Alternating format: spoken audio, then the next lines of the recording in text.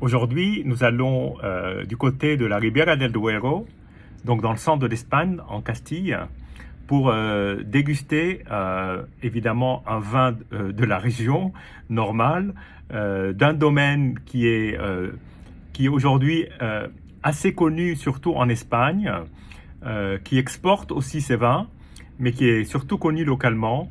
C'est un Ribera del Duero classique, 100% Tempranillo. La maison s'appelle Emilio Moro, fondée par Emilio Moro père, reprise ensuite dans la foulée par son fils, et aujourd'hui on en est à la troisième génération. Ils ont une gamme de vins, dont une cuvée qui s'appelle Malleolus, qu'on aura l'occasion sur laquelle j'aurai l'occasion de revenir. Mais aujourd'hui, nous allons juste goûter la cuvée éponyme, Emilio Moro en 2017. Donc voici la bouteille. Donc Emilio Moro 2017 avec une photo de Emilio Moro père et Emilio Moro fils. Donc on est sur du 100% Tempranillo. La maison a été fondée en 1938. Le fils avait 6 ans et le père, je pense, un peu plus de 40 ans. Voilà. Bon, 2017 est une année un peu compliquée en Ribera del Duero, donc le climat n'était pas spécialement au rendez-vous, mais les bons vignerons s'en sont très bien tirés. D'ailleurs, on trouve de bons 2017, à condition évidemment d'avoir fait les bonnes sélections et surtout vendanger à la bonne maturité, ce qui est toujours est un risque quand la fin de la saison est un peu compliquée, ce qui a été le cas dans ce coin du monde. Voilà, donc là on est sur du 100% Tempranillo, comme Rioja d'ailleurs, voilà. Et donc on est face à un vin qui est plutôt sombre, mais qui a une belle brillance et qui a une belle transparence. Donc on n'est pas sur un vin noir, loin de là. On a une couleur plutôt pourpre, mais claire et assez belle. Voilà. Alors, je viens d'ouvrir la bouteille, ce qui est sans doute un sacrilège pour ce type de vin, mais bon, il faut tout tester. Et effectivement, le premier nez est encore assez fermé, donc il faut laisser le temps au vin de se réveiller. On va le fouetter un peu, hein. Et là, on a plus d'arômes, énormément sur le fruit.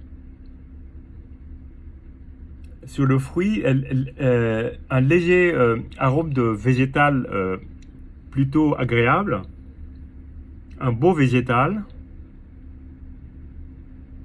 surtout fruit, énormément sur le fruit. Voilà.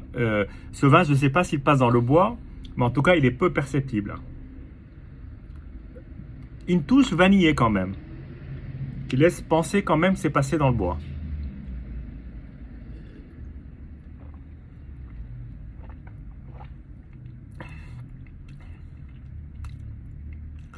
Alors pour moi, c'est un vin d'une facture très classique, que je qualifierais d'un vin très bien fait. Très bien fait dans le sens que il est d'un équilibre idéal. Il y a une attaque assez belle, splendide même. Et c'est un vin qui a une assez belle matière. Je dirais pas que c'est une matière extrêmement dense, mais il y a un bon équilibre entre les tanins, le fruit, la palette aromatique, et puis il se développe bien en bouche. C'est plutôt un vin à déguster assez jeune, même si je pense qu'il peut encore attendre 2-3 ans, mais j'attendrai pas trop longtemps si on veut vraiment profiter de ce plaisir immédiat qu'apporte ce vin. C'est pas un vin de soif, c'est un vin de dégustation, mais c'est un vin qui est extrêmement qui apporte beaucoup de plaisir pour ses 4 ans. Voilà, donc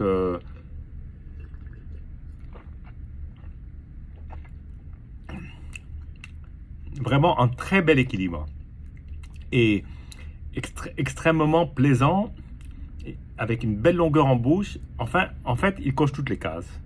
Et je comprends le succès que peut avoir ce vin, parce que on ne peut pas lui trouver un défaut qui soit même ne serait-ce qu'un tout petit peu gênant.